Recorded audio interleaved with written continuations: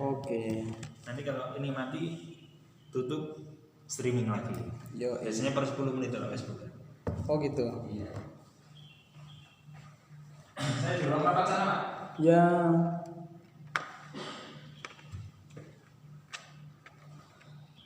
Oke, assalamualaikum warahmatullahi wabarakatuh. Wah. Baik, saudara-saudara sekalian, kita akan kuliah online. Bagaimana sih perkembangan teater di era virtual pada saat sekarang ini? Nah, tentu saja di sini kita akan sharing-sharing apakah ada mungkin perbedaan yang terjadi di masa pra-corona, pada saat situasi corona, dan ketika pasca corona. Seperti apakah bentuk kesenian kita? Nah, mungkin di sini ada yang ingin bertanya-tanya, teman-teman, ada yang punya kegelisahan, atau ada teman-teman di sini sahabat-sahabat yang sekarang seharusnya kita live-nya di YouTube ya, ternyata ada kesalahan teknis, makanya kuliah virtualnya atau kuliah teaternya kita sekarang di live Facebook ini. Nah, jadi memang kita berharap meskipun keadaan dan kondisi yang sudah tidak memungkinkan lagi, nah ya kan, sudah yang carut marut seperti saat sekarang ini, yang penting kreativitas dalam diri kita tidak hilang, atau kreativitas dalam pikiran kita tidak hilang, gitu ya. Iya. Halo Mas Taufik Solehudin, apa kabar? Wah, luar biasa ya.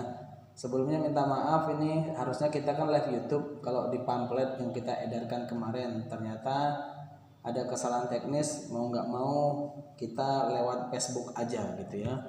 Di sini jurusan teater Sekolah Tinggi Kesenian Wilwatikta Surabaya memang sengaja membuka ruang ada atau sifatnya bentuk kelas atau sifatnya kuliah secara umum. Mungkin ada teman-teman teater atau teman-teman seni yang lain yang ingin bertanya-tanya atau ingin ngobrol atau ingin sharing atau ingin bahkan menambahkan satu pengetahuan baru bagi kami, itu juga satu hal yang sangat luar biasa tentu saja ya. Karena memang di masa pandemi corona ini tentu saja seakan-akan ini bagian dari bentuk bencana untuk kesenian, karena kita lihat memang yang paling banyak mengalami dampak dari corona ini salah satunya adalah makhluk-makhluk seni, terutama seni di Nusantara ya.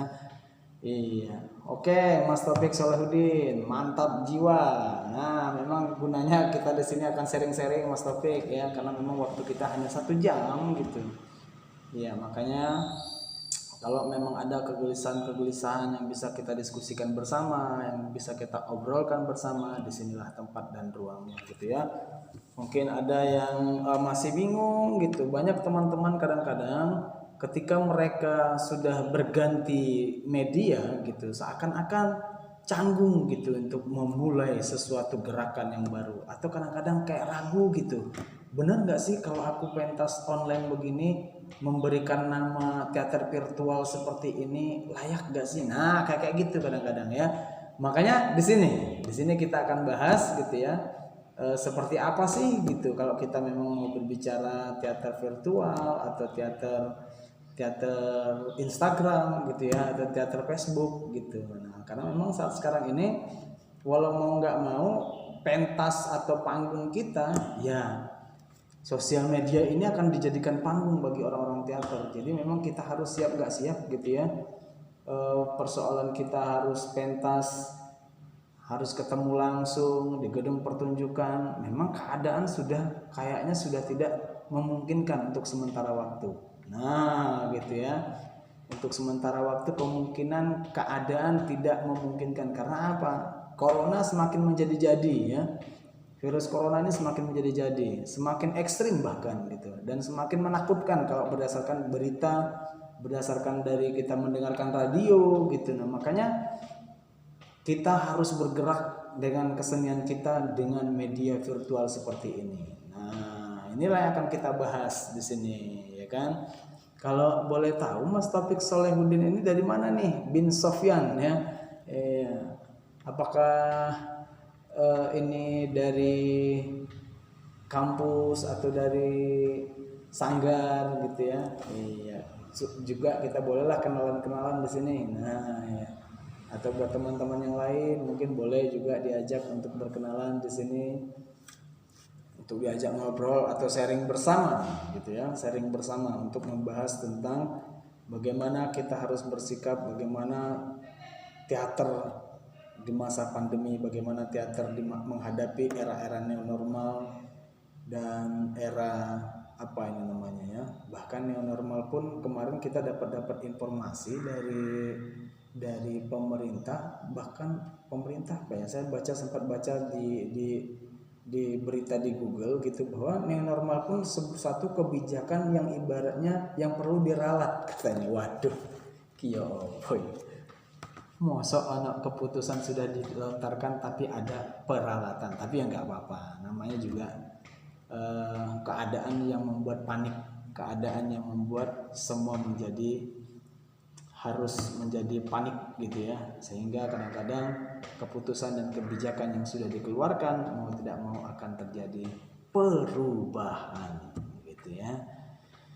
Oke, masih bersama saya di sini, siap menemani atau siap menjadi teman sharing untuk kawan-kawan yang sedang mengikuti kelas virtual oleh Prodi Teater Sekolah Tinggi Kesenian Wilwatikta Surabaya, ya kan?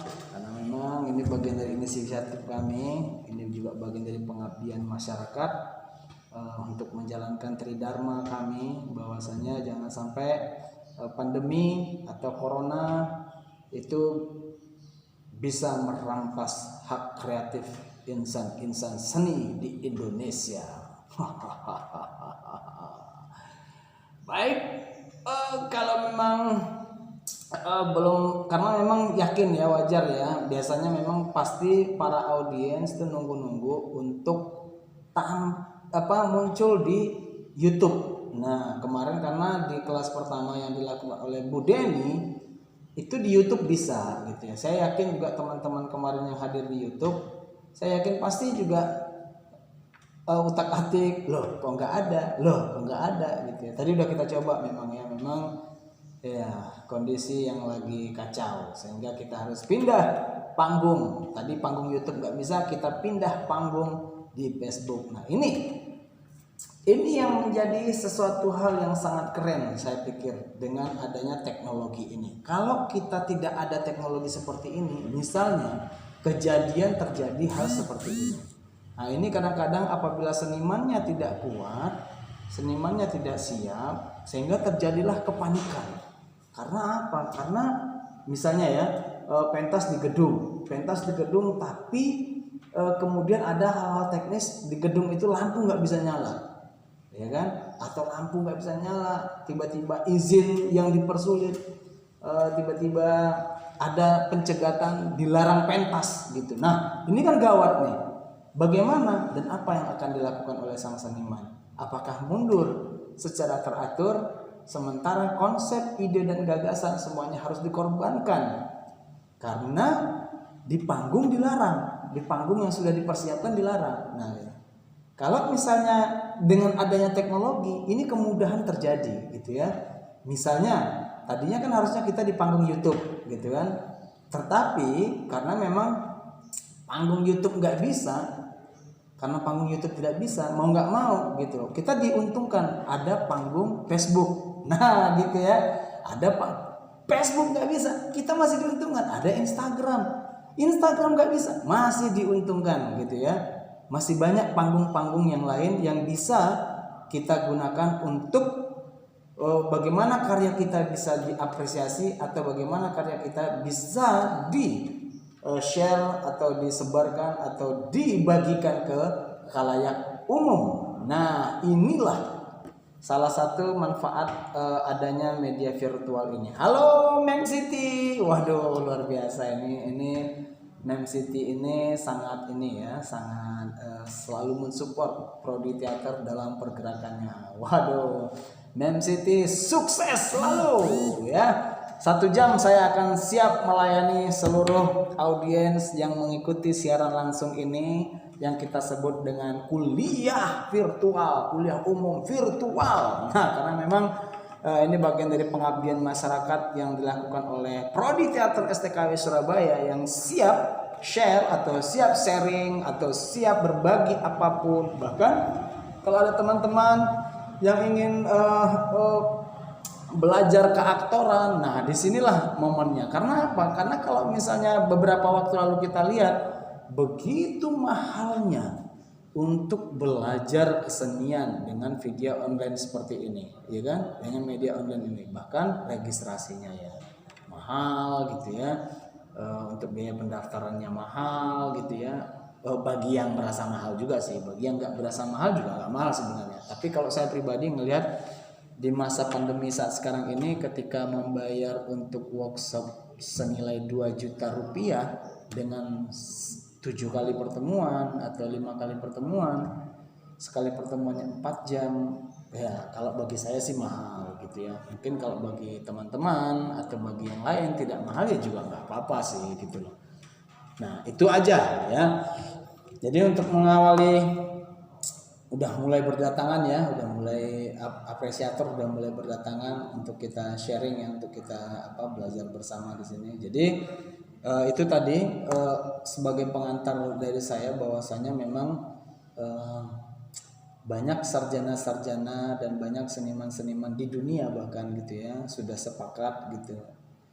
Sudah sepakat bahwasanya teater dan teknologi pada dasarnya sudah tidak bisa dipisahkan lagi gitu ya. Teater dan teknologi itu harus bisa seiring dan seirama gitu ya. Karena memang mau nggak mau kalau kita mengutip kalimatnya Stella Adler bahwa teater itu kan tempat melihat. Kalau menurut Stella Adler ya, seorang seniman dari Amerika ya, yang juga pendiri studio aktor di Broadway. Nah itu bahwa teater itu kan tempat melihat gitu loh.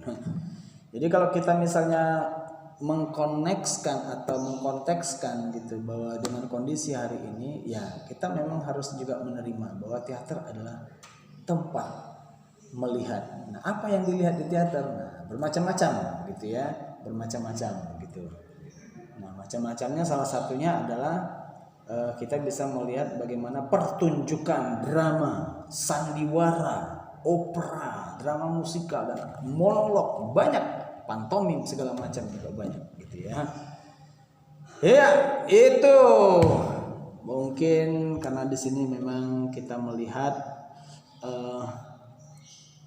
saudara-saudara kita sudah juga bermunculan. Kalau ada misalnya yang mau ditanya-tanyakan sebagai bahan ngobrol, sebagai bahan obrolan, saya juga akan berusaha untuk menjawab, baik itu secara keilmuan yang pernah saya baca maupun jawabannya adalah berdasarkan tafsir, interpretasi atau persepsi dari saya sendiri gitu.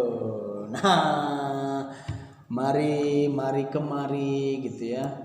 Iya mungkin bagi ada yang teman-temannya, sahabat-sahabatnya. Nah tapi memang kalau di media virtual kayak gini nih kayaknya ini ya satu hal yang agak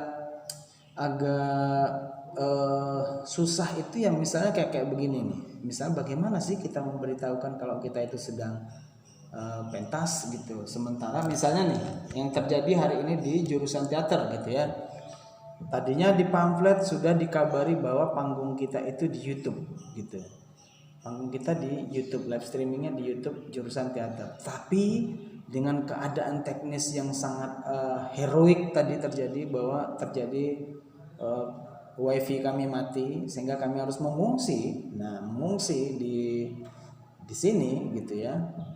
Yang terjadi adalah tidak bisa gitu menyalakan panggung YouTube kami sehingga kami mau nggak mau di Facebook ini. Nah, bagaimana sih teman-teman misalnya yang ada di sini untuk memberitahu kawan-kawan yang lain gitu loh, bahwa terjadi perpindahan aplikasi atau media atau panggung gitu. Panggung aplikasinya pindah dari YouTube yang gagal pindah ke Facebook. Nah, ini saya pribadi juga belum ngerti nih caranya.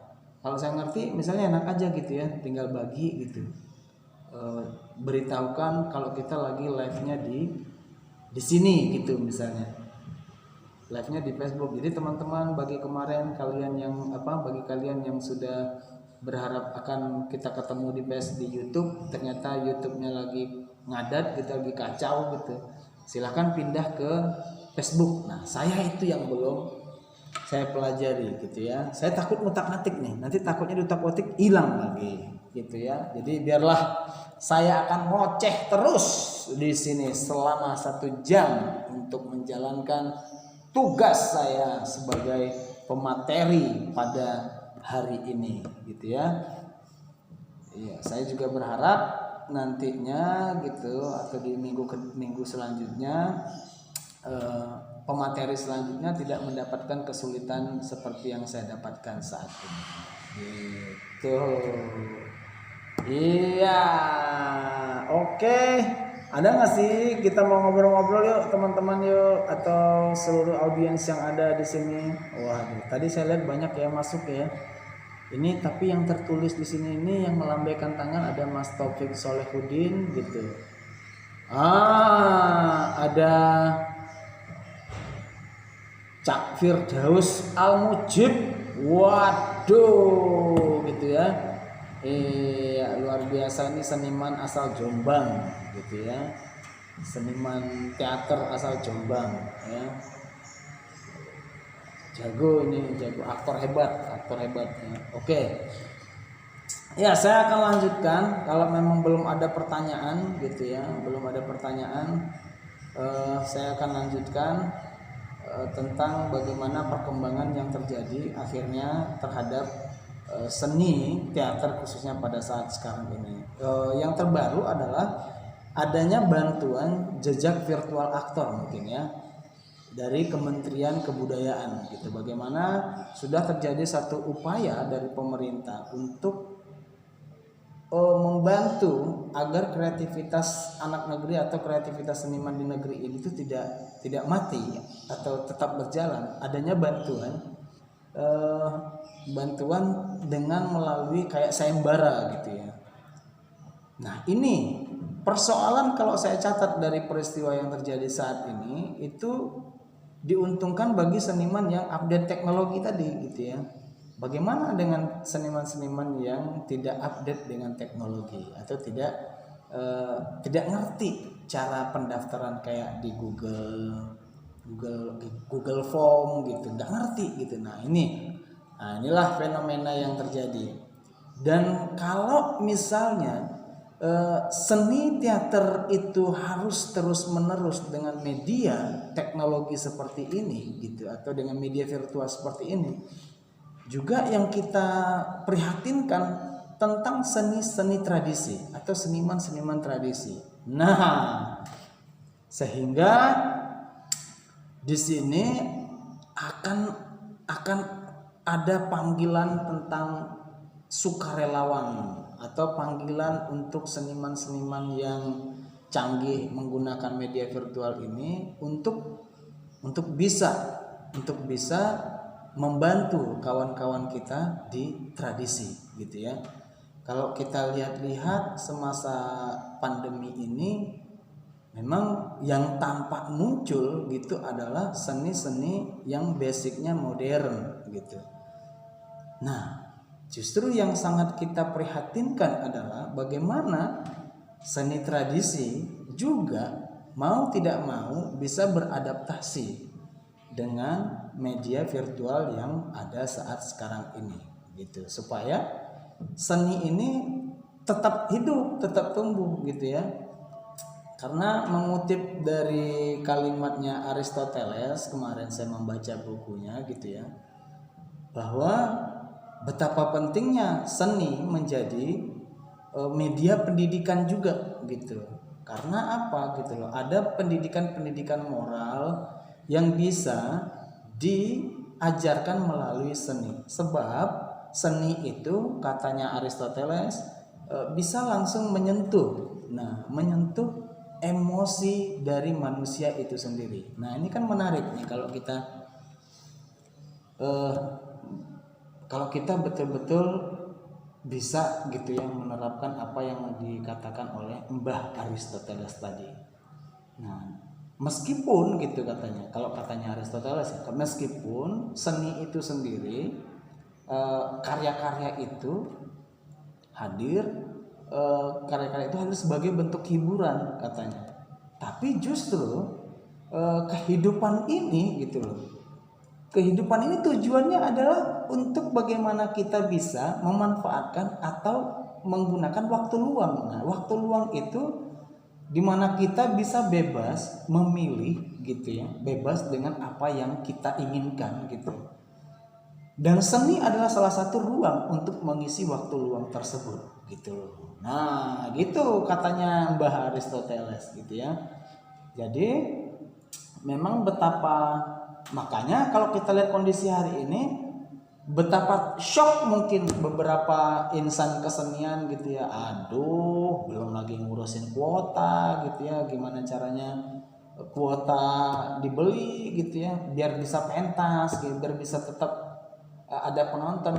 Karena apa? Karena kalau kita lihat dan kita lacak lagi, era seni menjadi profesi itu udah selesai gitu, dalam arti seni menjadi profesi untuk menghasilkan profit, maksud saya itu udah selesai. Karena kalau kita membaca karya tulisnya James Brandon, Claire Holt gitu ya, tahun-tahun sebelum revolusi fisik gitu, tahun-tahun sebelum 1945, kesenian kita itu bisa jadi profesi beneran gitu loh. Seni tradisi, bagaimana seniman-seniman bisa makan dari keseniannya gitu loh.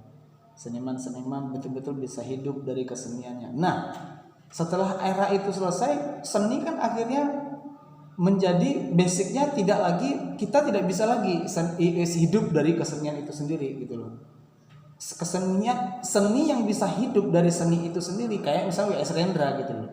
W.S. Rendra, zamannya W.S. Rendra betul-betul ini kayak saya konteksnya teater ya.